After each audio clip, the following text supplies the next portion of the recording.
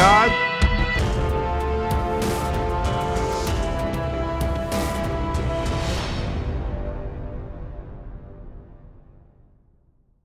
What's going on, guys? This is Gary again with another first look. Here it is, the Raffle truck. This is the HPI Savage XL Flux edition. First impressions, it's big and it looks like a Savage. I'm not really sure what to say. Like, yeah, it's just pretty much a Savage. Let's go over the boring stuff. So you do get this transmitter. A lot of people like it. I don't really like it because of how I hold my transmitters, but it does have a lot of cool stuff. It's got in-point adjustments, it's got steering dual rate, throttle trim, steering trim, your reverse switches on the front here, and this truck does come with the plasma AA batteries that you need for it. It also has this little tool in the bottom of it to adjust these 4 screws on the side for your endpoints. So that's pretty cool, and I do like the fact that it uses only 4 AA's. I just don't like how I can't get my knuckle under there because that's how I hold my transmitters. But for most people, this is an excellent ready to run transmitter. Does have your little fold up antenna if you're going to be going quite a ways away from yourself. So, you know, most people like it. I personally am not a huge fan of it, but that's just me. So in your little bag of goodies, I see some shims, I see some spare hardware, get a couple tools in here. You get your preload spacers, a couple foam blocks, you get your wheel wrench, and a spare body post, it looks like. Yeah, that's pretty much it. Yeah, so it looks like there's a couple spare servo horns in there too, shock eyelets and stuff like that. A little bag of goodies, not bad. And then you get your owner's manual, some stickers and stuff to put on your workbench or whatever, and a little flyer in there. Going through the other owner's manuals, I should say, from HPI, they got it locked down. You know, everything's good. It gives you blow up of the trucks and everything. I'm not sure if there's a parts list, but there should be. Parts are easy to get for this thing because a Savage is a Savage is a Savage, right? All right, so the body feels good, feels nice. I have read a couple things online about the bodies being weak and the fact that of the body length and everything. It's hard to get a body that fits this truck. I'm not sure if that's accurate or not, but yeah, the body looks good, it feels good, so we'll see how it works. I might reinforce it. I'm not sure about that yet. Alright, so here it is, the Savage XL Flux. Nothing new here, people. I know this is like a new release, a new truck, but besides them just putting their standard brushless system in the XL chassis, there's absolutely nothing new to see on this thing. It still has your 150 amp ESC, probably a rebranded Castle or Hobby Wing.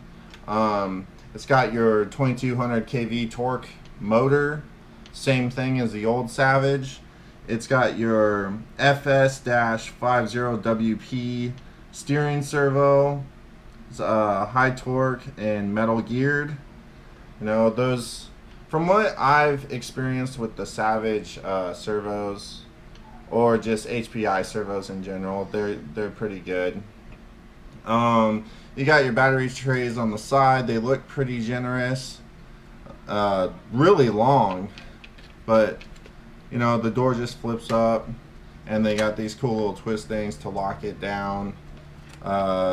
Standard stuff, guys. It does have a slipper clutch right here, and you know, it's all the same thing. So anything you can get for a Savage Flux HP, you can get for this. The A-arms are mirrored front to rear, left to right. It still has the plastic bodied shocks with the plastic caps with the dual spring and it still uses the plastic preload clips. Shock towers are plastic, bumpers are plastic, and if you don't know, so this little bumper mount right here has ears on it, and those ears are what hold in the upper hinge pins. And before I even run this truck, you need to take a couple zip ties and just put it over both sides, kind of to grab it like that, because those will slide sideways and let your upper hinge pins fall out. So you do want to do that right away. The shocks are mounted single shear on the top. You do have 3 mounting locations on the top, and then they are double shear on the bottom, but there's only 1 mounting position. Your toe in and out is adjustable front and rear, but the camber is non-adjustable at all, front or rear. It looks to have about 5mm drive shafts. I believe they're CVDs. I can't see inside the knuckles, but they are CVDs, I think. And the center drive shafts are the same story with the 5mm. It is the twin vertical plate chassis, Savage style it's called. Most people call it the Savage style chassis. This is kind of new though. This is hanging down really low compared to, maybe it's not, I don't know, but it seems pretty low. It seems like that might take some impacts if you land on a rock or something. But you can get full aluminum stuff for this. The A-arms and plastics on Savages are said to be good. I know the tires aren't very good. They do balloon. They still have those weird wheel nuts on them. You know, Savage hasn't, there's nothing, like I said, there's just nothing new with this truck. This is just your typical Savage. It's just a little bit longer. The proprietary wheel nuts are, from my experience, I haven't really had a problem with them, but some people do have problems with them. We'll see when I run the truck. Like I said before, the tires aren't that great. They do, with the power this thing comes with, they do tend to, you know, you can just shred them straight off the wheel.